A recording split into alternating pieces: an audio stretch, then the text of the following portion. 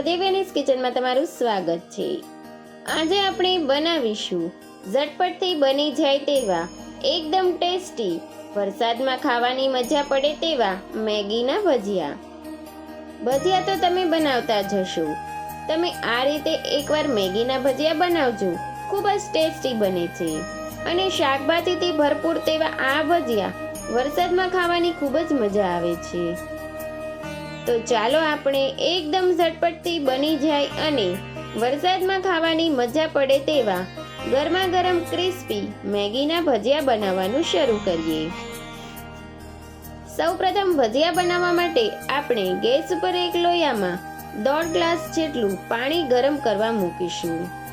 પાણી ગરમ થાય એટલે તેમાં મેગીનું એક બંચ તોડીને ઉમેરીશું અને સાથે તેમાં 2 નંગ ઝીણા કાપેલા બટેટા ઉમેરી દઈશું, જેથી મેગી બફાય તેની સાથે સાથે બટેટા પણ બફાઈ જાય।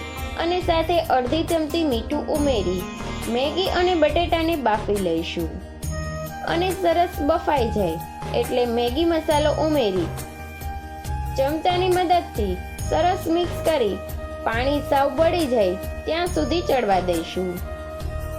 અને સાથે હવે ભજીયા માટે અહીં મેં ડુંગળી, કોબી, ગાજર, કેપ્સિકમ અને લીલા ધાણા સમારી લીધા છે અને સાથે 1 ચમચી આદુ મરચાંની પેસ્ટ લીધી છે। હવે ભજીયા બનાવવાનું બેટર અથવા મસાલો બનાવી લઈએ।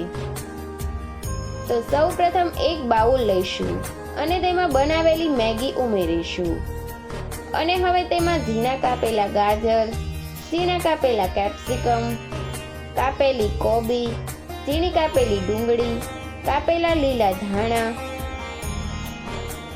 અને આદુ મરચાંની પેસ્ટ ઉમેરીશું અને હવે 1 ચમચી ધાણા જીરું, 1 ચમચી હળદર, ચપટી હિંગ, 1 થી 2 ચમચી લાલ મરચું પાવડર, અડધી નાની ચમચી ગરમ મસાલો, 6 થી 7 ચમચી ચણાનો લોટ અને અડધી કળચી ચોખાનો લોટ ઉમેરીશું અને અડધી ચમચી મીઠું ઉમેરી બધું જ સરસ રીતે મિક્સ કરી લેવાનું અને જો જરૂર લાગે તો આ રીતે થોડું પાણી ઉમેરી સરસ રીતે મિક્સ કરી લેવાનું।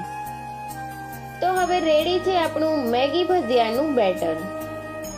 હવે તેમાંથી થોડું બેટર હાથમાં લઈ આ રીતે ગોળ ગોળ ગોટા જેવા બોલ્સ બનાવી લેવાના। આ રીતે બધા જ બેટરમાંથી બોલ્સ બનાવીને તૈયાર કરી લઈશું। હવે આ રેડી કરેલા બોલ્સને તળવાના છે। તો તળવા માટે અહીં મેં પહેલેથી જ તેલને ગરમ કરવા મૂકી દીધું હતું। તેલ ગરમ છે તો તેલમાં બનાવેલા બોલ્સ તળવા માટે ઉમેરીશું અને ગેસની મીડિયમ ફ્લેમ ઉપર ભજીયા હલકા ગોલ્ડન બ્રાઉન થાય ત્યાં સુધી તળી લઈશું અને તળાઈને આ રીતે ક્રિસ્પી અને ગોલ્ડન થઈ જાય એટલે એક ડીશમાં કાઢી લઈશું। હવે આ જ રીતે બાકીના ભજીયા તળી લઈશું। તો હવે તમે જોઈ શકતા હશો કે આપણા એકદમ ઝટપટથી બની જાય તેવા ટેસ્ટી મેગીના ભજીયા તૈયાર છે।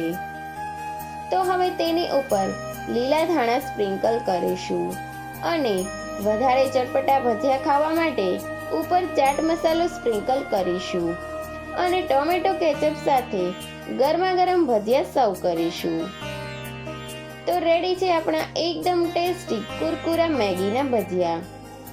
તો ફ્રેન્ડ્સ, તમને મારી આ મેગીના ભજીયાની રેસીપી પસંદ આવી હોય અને આવી નવી નવી રેસીપી જોવી હોય તો મારી ચેનલને લાઈક કરજો, શેર કરજો અને સબસ્ક્રાઇબ કરવાનું ભૂલતા નહીં। Thanks for watching.